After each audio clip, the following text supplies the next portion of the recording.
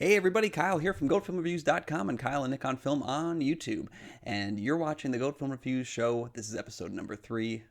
It's May. We still can't go outside a whole lot. Government's reopening here in Minnesota, but we're still, social distancing. We're still fighting through this together. So, let's just kind of get into it. If you've seen the show before, you know some of the segments that we're going to cover here. I'll give you a few updates real quick. For those of you that were looking for an episode last week, I'm sorry. We had some technical issues that came up with some hardware that broke down. Tried to replace it quick, but as you know, many businesses are still kind of in flux with opening things up, and just I couldn't get over to get any equipment to change it. When I did get it, then we had a few software issues recording an episode. I recorded the whole episode that was unwatchable, so we just didn't do it. So thank you for joining in this week.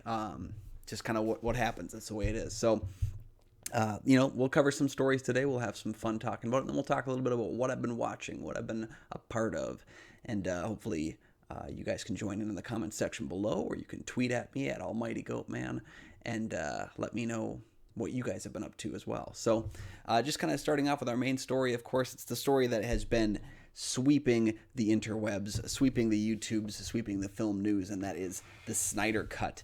It's happening, and we're going to talk about why I think it's a bad idea. Some of the maybe possibilities of it being good as well, but I'm kind of swaying towards the negative here. So I think this happened during a watch-along for Man of Steel, if I'm correct. Zack Snyder announced that HBO Max will debut the Justice League Snyder Cut in either a 4-hour cut of the film or a 6-episode miniseries kind of television format in 2021. Now, for all the people that have been kind of like released the Snyder Cut, fighting for it and all that kind of stuff, the film's not done yet. Everybody, who said that, it's 100% completed, they just need to release it. If it was that case, they would have released it a long time ago. They probably wouldn't have made any changes to it if it was 100% complete and just pushed it out back in 2017. So no, the film is not done. It still requires some score work. It still requires some more editing. It still requires visual effects work, and from what I hear, maybe some more voice recording as well. Looks like the estimated costs are going to be about $30 million. I don't know how to take that, if it's going to mean $30 million. I guess $30 million of added visual effects. Like, will this be a finished cut of the film or not? I don't really know. Maybe it's just a $30 million to make it watchable. We don't really know what that all means. I'm hoping it's a finished cut of the film, but $30 seems like not a lot to spend on this, unless there was a lot more done than expected. But it still does need some work to finish up. So I think you mentioned as well that we've only seen 1/4 of the finished film through the theatrical cut. So probably about an hour's worth of the 2-hour film was Snyder's own work. And you can leave it up to yourself to whether or not that's a good idea. It kind of brings up this question, too, of how our directors decided on a film, because there's been a number of cases, be it Justice League, be it Bohemian Rhapsody, Solo,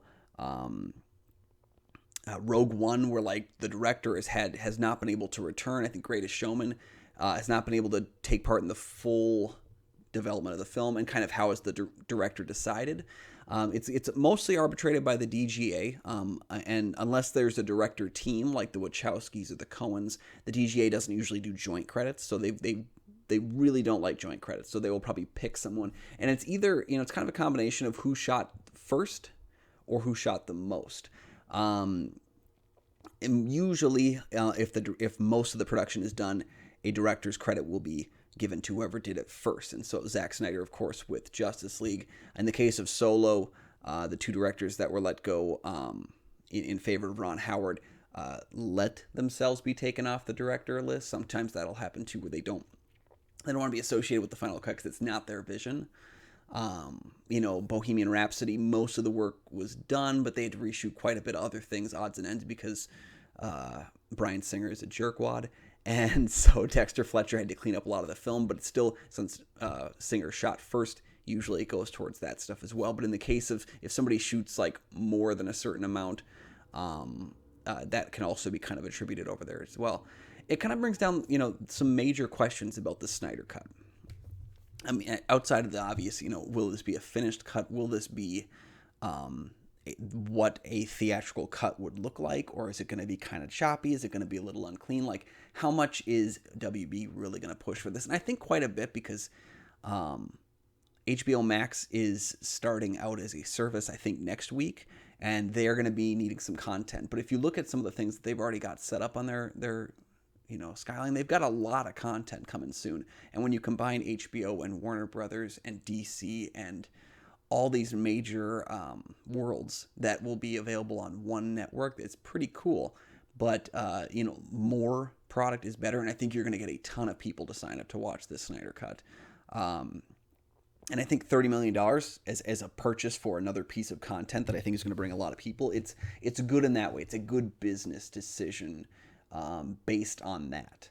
But we have a couple questions to ask here. And first of all, will the film actually deliver? And that's a big question, because I'm a Zack Snyder defender. I'm a fan of his. I've watched a number of his films. I really love a number of his films. I was surprised by how good Dawn of the Dead's remake was.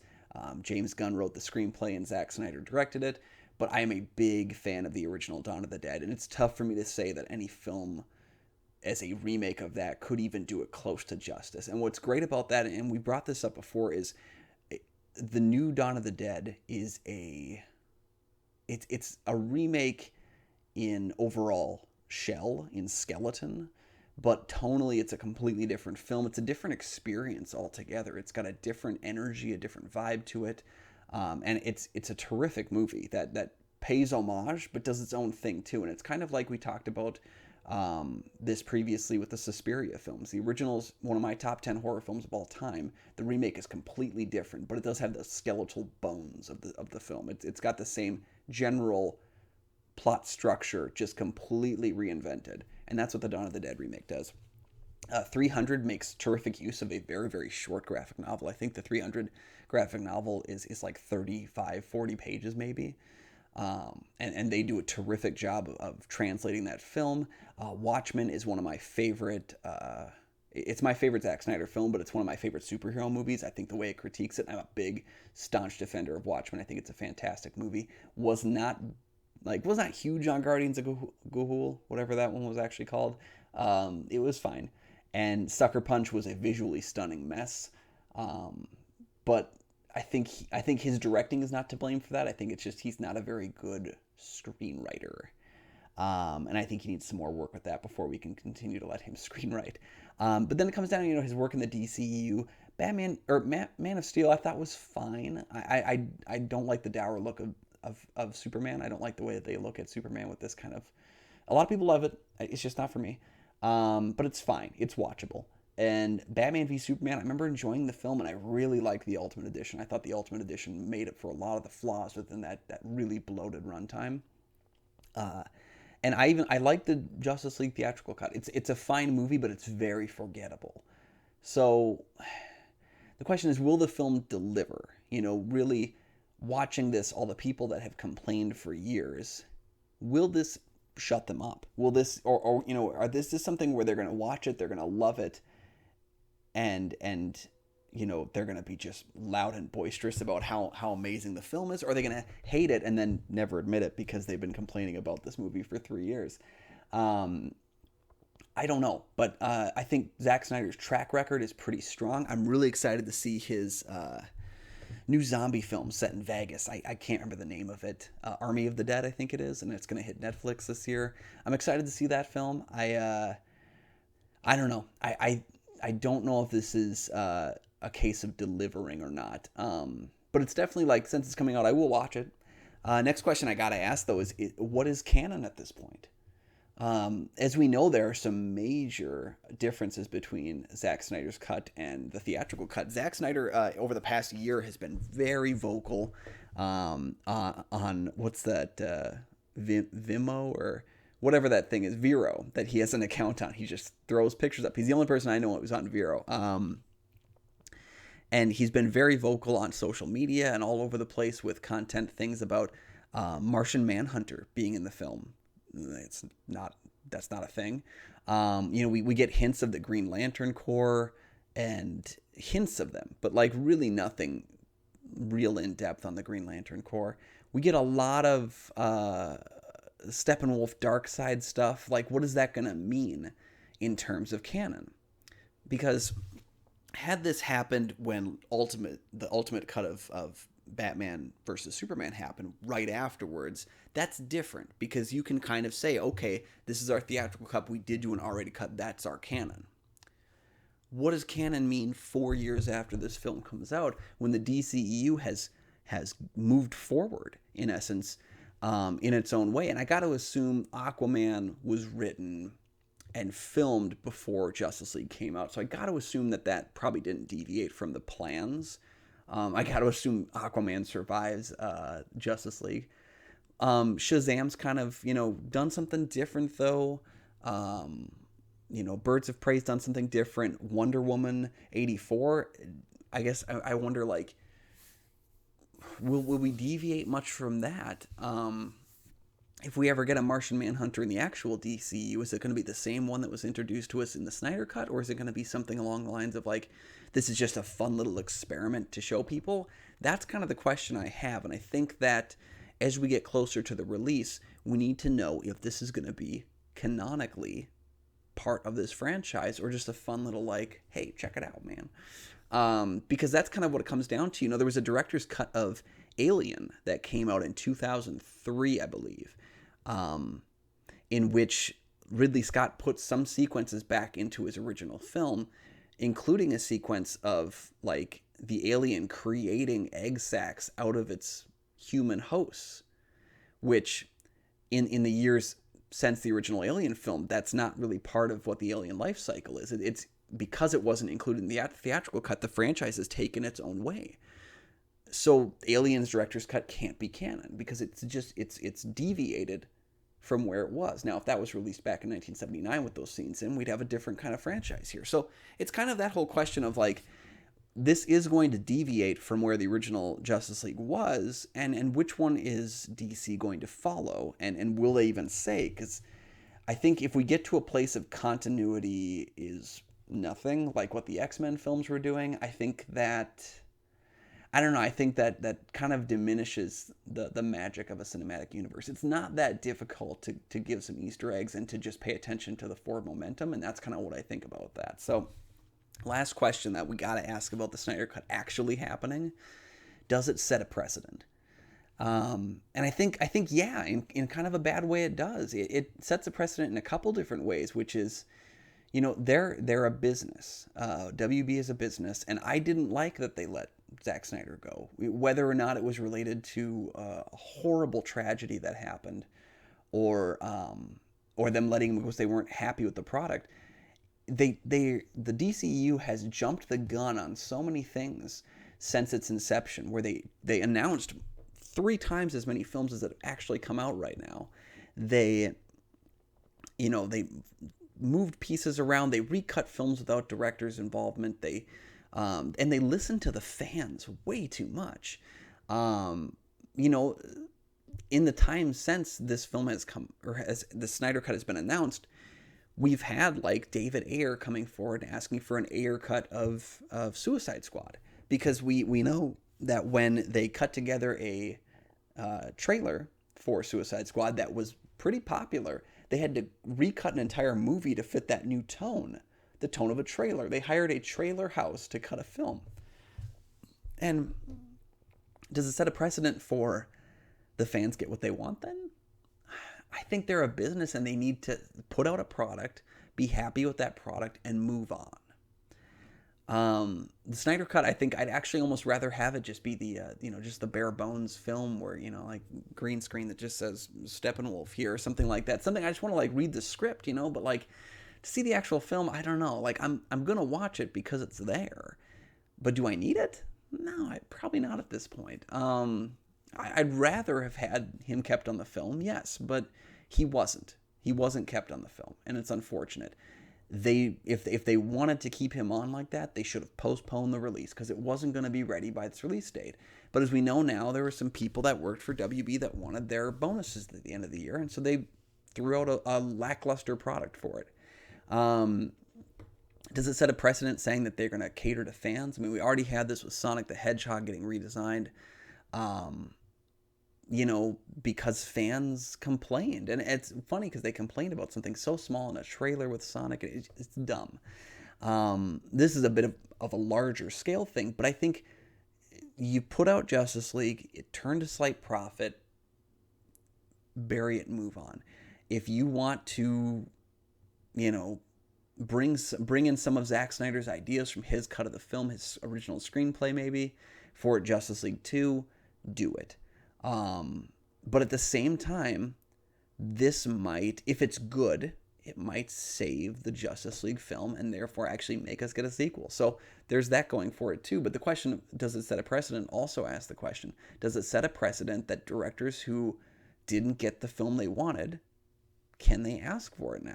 And do they deserve to have it? Does David Ayer deserve to have a new version of Suicide Squad that's been cut by him? Paul Feig said he has a 3.5-hour cut of Ghostbusters Answer the Call. Does he deserve to have that released? I don't know. So there's a lot of questions about that. I think the Snyder Cut had its time in 2017, and if they wanted to release an extended edition, I think that would have been the time to do so, because WB also does care about its directors. They do. You look at something like Doctor Sleep, which came out last year, had a 2.5-hour theatrical cut, but it wasn't the director's vision of the film. And they gave the director a 3-hour cut of the film, or they gave him the leeway to create that and release it on home video. And the director's cut is better; it's a better film. They do a lot more director's cuts in a time frame right now where that doesn't happen as often. They do a lot more director's cuts. So there's a lot of questions about Snyder Cut, and I don't always have the answers. So I want to know what you guys think. First of all, are you interested in the Snyder Cut? Were you one of the release of Snyder Cut people? Let me know in the comments below. Will you be getting HBO Max in order to watch it? I would like to know. Do you think that it's going to deliver? Or do you think it's going to be a massive dumpster fire? Do you think WB will keep it canon with there, or will they kind of just have it be a fun experiment and then throw it to the side? And does it set a precedent, telling fans that they should get what they want, even though fans don't always agree about what they want, as well as directors? Do you think David Ayer should get up in line next and say, "Where's my Suicide Squad?" Let me know in the comments below, because it's a real weird situation. And I was a staunch person who said whether or not I cared for a Snyder Cut, I didn't think it was actually ever going to happen. But wow, it did. So there you have it, guys. Let me know in the comments below your thoughts on this, and we'll keep you informed as we keep going. All right, so let's move on to one of our little stories for the day. This one kind of surprised me, but Peter Dinklage and Jason Momoa will be teaming up for Good, Bad, and Undead. Max Barbacow is set to direct the film. He directed Palm Springs, which was a big Sundance hit. I think Hulu and Neon will be taking that film to distribution. So, Good, Bad, and Undead. In the film, Peter Dinklage will be playing legendary vampire hunter Van Helsing, and Jason Momoa will be playing a vampire who has vowed to never kill again. Basically, the two run a scam from town to town, faking a vampire attack and a slaying of the vampire until to try and make money. And then a large bounty gets placed on Momoa's head, and all sorts of monsters and magic are out to get them and stuff. And I think it could be a lot of fun. It sounds good. I'm interested. It does kind of have that flavor. I don't know if it's going to be more horror, more comedy. I know it was linked as Midnight Run on its original release. I think Deadline had listed as Midnight Run with monsters, and I kind of get that. I was seeing it as The Frighteners, but with vampires. Michael J. Fox's character is out faking ghost invasions so that he can go and get them out of the house and stuff. But he's been friends with the ghosts the whole time. And that film for me had a really nice tonal shift from comedy to horror when it needed both. And I'm kind of wondering, are we going to get that here? Because I haven't seen Palm Springs. I've not seen any of Barbacow's films, so I don't know if he has any experience with this kind of tone. So it's very interesting. I'm very curious, but I'd like to know more. So it's definitely, Peter Dinklage was great on Game of Thrones. Jason Momoa was great on Game of Thrones. So I would like to see, how this kind of plays out. Basically, I got to see a poster. I got to see a trailer before I really know if I'm vibing on the film or not. But based on this just bare bones announcement, thumbs up. I'm interested. It seems like it's a good idea that I would like to see more of. So there you have it there. little story number 2 that we got today. We got one more little piece we got to talk about there, and that is the Academy of Motion Pictures Arts and Sciences may be considering a postponement of the 2021 Oscars. The festival is currently set for February 28th, 2021. One anonymous source told Variety it's likely they'll be postponed. That was the quote. It's likely they'll be postponed. Now, another anonymous source also claimed that just isn't true. So, got some confliction here, but I know that the Academy just listed some new changes in the rules. We talked about it on this show, about how they're going to go about next year. And it comes down to being a question of, do we think it's a good idea or a bad idea? And I guess it comes down to, we don't have all the details yet. It's important that they probably discuss the postponement, because it could very well happen in the current climate. I think because we had films running all the way into March, as long as the theatrical window opens up by October, by at least by the end of October, I think we can save an Oscar run. But if theaters are still closed in November or December, it might be best to postpone it. Now, I'm all for giving the Invisible Man Best Picture, or Gentleman, or Bad Boys for Life. I'm all for it. But, the fact remains, there's a lack of product out right now. I've barely seen any new films in 2020 just because there aren't any new films in 2020. We're having to go to all these different streaming services to catch these different things. And I think you could conceivably do on Oscars without as many films, but really, you don't have many animated films. I mean, nothing that really, pops. I mean, I guess you have Onward. I don't think you have anything else really, big on there. You've got documentaries, and you can release your documentary, get it out there. Most documentaries, the filming is done long in advance because it's such a daunting editing bay that I think you could edit and release a documentary this year. But, there's just a lack of content, and it would probably diminish the Oscars on the whole if you had your theatrical window not opening up until November. I think that limits it too much. I don't really want to give an Oscar out to a lesser film just because we didn't have any. At the same time, I do think there's some good films, and if you're going to postpone it, do the films that came out in 2020 then also qualify for the next Oscars? Are they grandfathered in?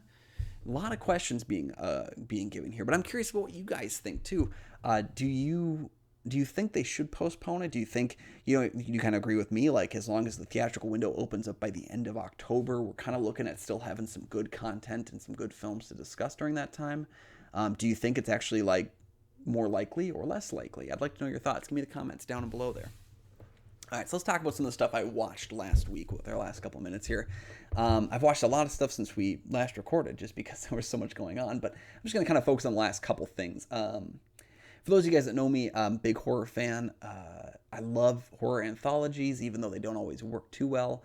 And I finally got to check out VHS Viral, which is the third film in the VHS series. I was a big fan of the first two. They both surprised the heck out of me when they were on, I think I caught them on Netflix a couple years back. Basically, they are anthology horror films where each one of the different stories is filmed from a tape or some sort of VHS, and they're on tapes. And so usually the framing device is somebody goes into a house and there's a box of tapes and they watch some of the tapes and there's horrible things on them. But they're all found footage, VHS style anthology horror. I really like the first two. There's nothing in those first two that's a bad piece. They vary between good and amazing, yes, but they're all at least good, which is a really tough thing to accomplish in an anthology. So I was very excited for VHS Viral. It's not good. It's really, and in fact, it's disappointingly bad. There are, I believe, if you count the wraparound story, if you can call it a story, there are 4 pieces in the film, and then there was one piece that they cut out because it didn't really have the found footage tone. I mean, it just wasn't found footage. It was a really nicely shot, poor short film that was removed, so the film ended up being 80 minutes or something like that. So there's 5 total pieces, including the one that was cut. And there's maybe one that's really good.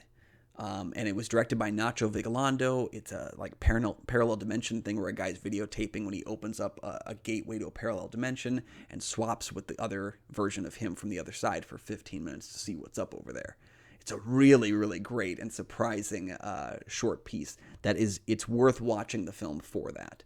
But the rest of the film is incredibly disappointing. There's a magician piece on there that didn't really make a lot of sense. It was kind of goofy and like never really reached that horror level. There's also another piece near the end about skateboarders that come across a cult, and it's just monotonously dull.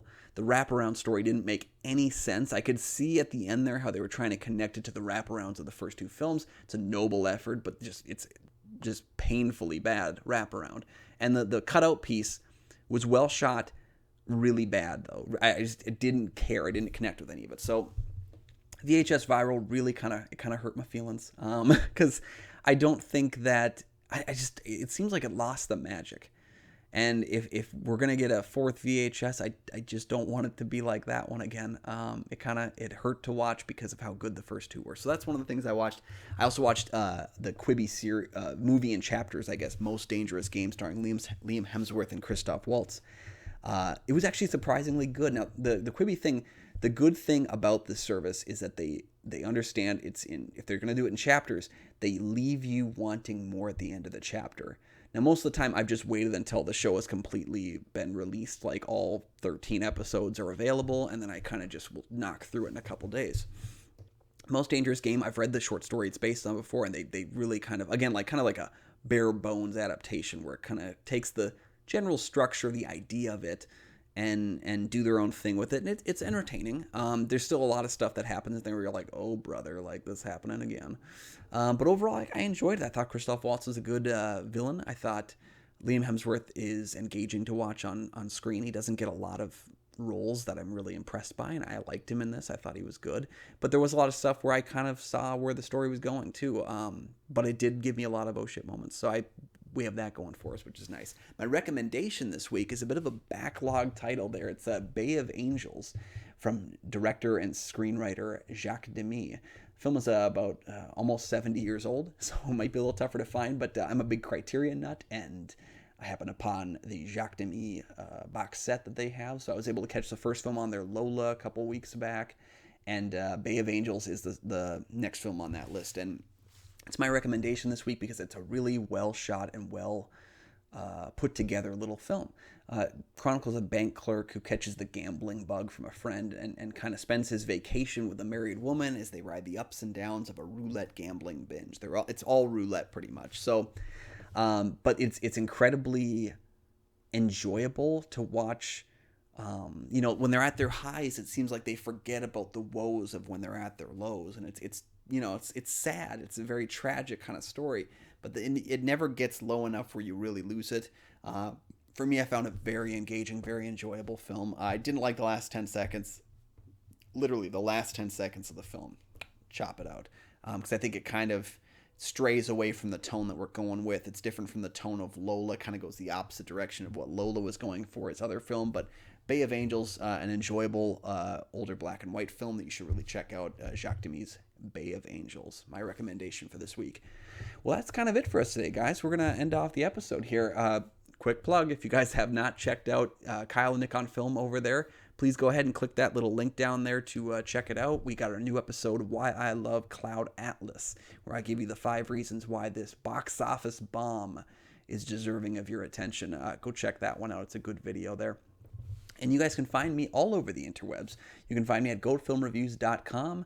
You can follow Goat Film Reviews on Facebook. Just go find that page right there. You can find me on Twitter and Instagram at Almighty Goatman, and you can find Kyle and Nick on Film on the YouTubes. Go ahead and subscribe there. And hey, guys, if you're interested in all the more of this content, I want to get out and kind of share my movie knowledge, my movie love with you guys. So go ahead and drop a like down below. It really helps us out. Like I said, subscribe, comment with your thoughts on the many different stories we talked about today, and don't forget too, if you're able to, share the video, share it on your different social medias, get that kind of conversation going again, because I really love talking film and I love talking it with you guys. So that's it for me, guys. We'll see you at the cinema. I'll bring the popcorn.